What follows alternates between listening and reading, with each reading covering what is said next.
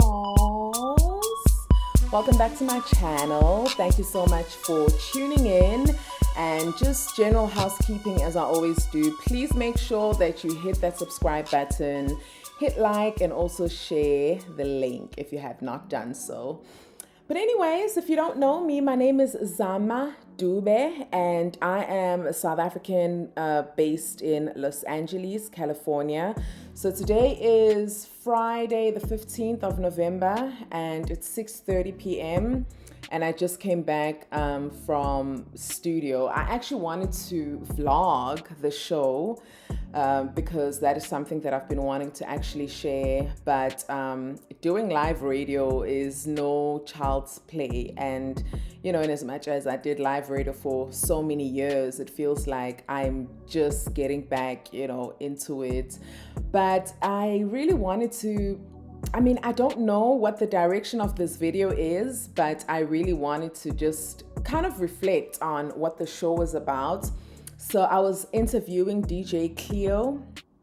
If you don't know who DJ Cleo is and you're not South African, he is what I would call a veteran when it comes to music production, DJing, truly a living icon in the South African music industry. He has worked with so many big names. I mean, my goodness, he basically has produced a lot of my childhood anthems, a lot of Kwaito music. He just, honestly, his legacy for me is larger than his age because he's 45.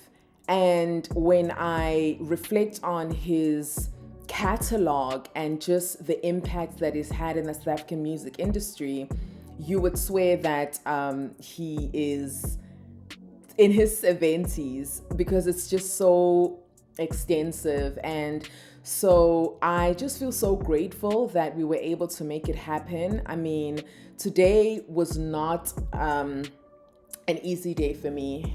This entire week, child, has just been like, hey, kicking my nyash, okay, kicking my ass. Like, I actually thought, you know the Tinder Swindler. Do you remember that documentary on Netflix, and how that man, when he was swindling these women, he would always say, please send help, my enemies are after me. He always had these enemies who were after him. And for me, I feel like I have these phantom enemies who've just been after me because, child, I've been fighting for my life this week. I've been fighting for my life. And then today, it just felt like everything that could go wrong logistically went wrong. The interview almost did not happen. I almost just felt like I can't even do it. I had, in fact, just sent a different pre-recorded episode to the program's manager. And, but by then, programming had kind of put it out on the socials. And that's the thing that I realized about me, is that I never want to feel like I'm letting other people down, but mainly I never want to feel like I'm letting myself down, because I knew that if I didn't do it, I was just going to feel so guilty. I'm a neurotic Virgo, and if I set a goal, it just has to happen. It just has to happen. And when it doesn't, and I think that part of me also being a neurotic Virgo is that I want everything to be perfect. Now, we all know that perfection is an illusion. There's no such thing as perfection, but I always aim for it in any case. And so when the slightest thing goes wrong, it just feels like the stakes are so high for me because I don't like things going wrong. So yeah, it just felt a little humbling, just in terms of the behind the scenes of producing your own radio show, because I don't have a producer. There's a lot of preparation that goes into each episode, and especially when you're interviewing somebody like DJ Cleo. I mean, with every artist, for me, no matter how young or old they are, I always want to feel like I am serving justice to the person's story, truly Black feminists like care for me. That's my ethic, towards my work. I really try to I try to have an ethical approach to the work that I do. And I think that being an artist and being a creative myself, I'm so deeply sensitive and sentimental. And so I always feel compelled to handle other artists with care and kindness and generosity. And that is why, when you hear of artists like the likes of the P. Diddy's who abuse other younger creatives, it's just like there's a special place in hell for those people, because I feel that as a creative, as an artist, we all know just how difficult the journey can be, and how much a lot of it, really, the success depends on other people being supportive, being kind, extending their support. So that's part of the reason why I just always feel so deeply compelled to approach these interviews. They're not just interviews, they're artist conversations. So it's conversations from one artist to the next. And so I think that I will actually insert some of the clips from the interview. I want you to see, and I also want to obviously share that part of my creative process, just DJing live and also curating the conversation. I'm wearing 2-3 different hats in the studio when I'm doing that, but I had fun. I loved the conversation, and with every artist conversation that I have, I'm always so grateful. I'm always so grateful. I'm always like, I'm glad I didn't cancel. I'm glad that I had this. And, those conversations are also just healing for me as well. So,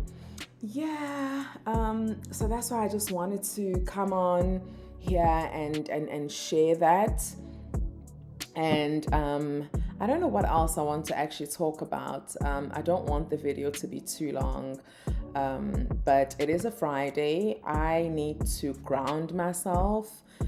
I was planning to actually stay behind in the studio and practice more on the CDJs, because I'm trying to teach myself to play by ear.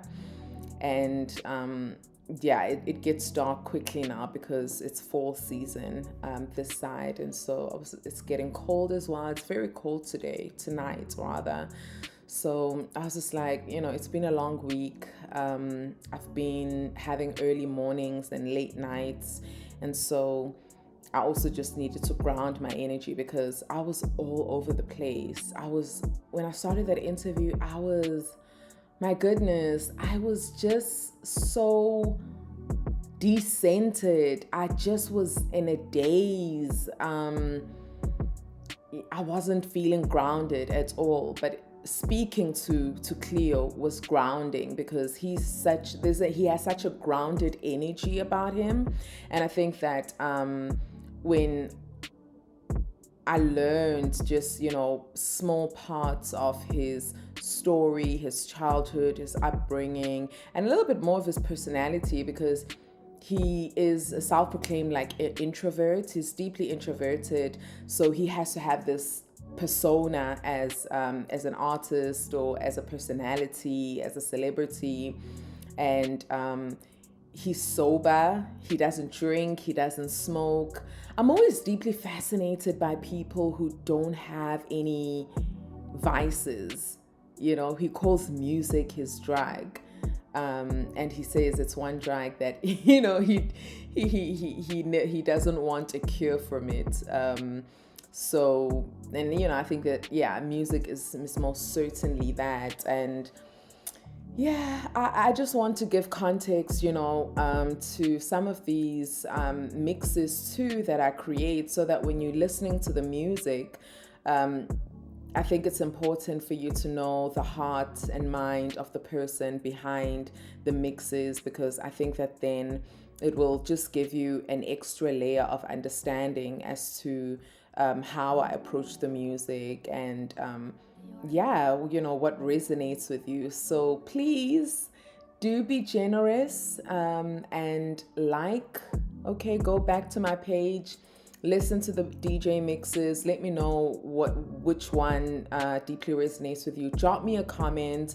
If you don't want to type words, drop me yellow hearts. Just drop me a yellow heart just so that I know that you have watched this and you have liked the video.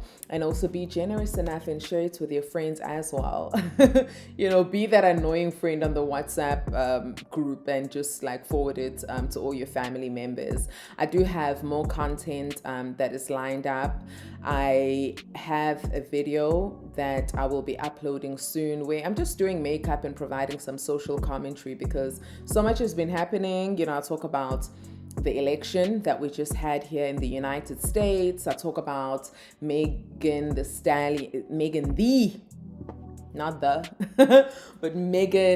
Stallion's documentary because there were so many profound lessons. I love documentaries. And something that I actually forgot to speak about was Love is Blind. Because, child, if you follow Love is Blind, actually do let me know if you would love for me to provide some commentary because I have so many views. Just about dating in general in 2024 because it is wild. It is absolutely wild.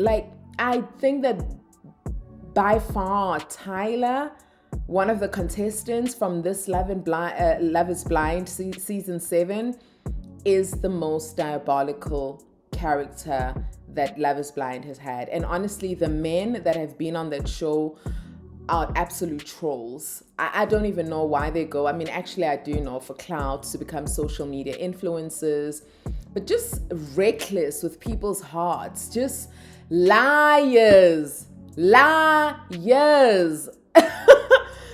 And also because he's a Libra. Are any of you Libras here? And can you confirm if it is true that Libras are liars? Because apparently the fact that Libra starts with L-I, lie, just tells us that y'all are a bunch of liars.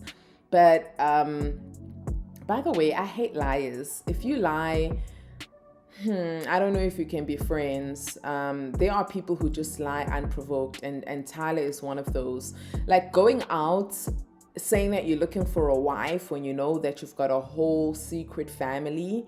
I mean, this is not news to us. First of all, I'm I'm African. I'm South African. There are entire generations of men who've always had side families.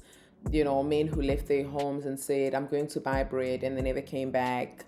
Left their kids. It's a whole, it's a generational curse at this point. And we try to laugh to keep from crying, but my goodness. And then I also just wanted to talk about the pick-me phenomenon.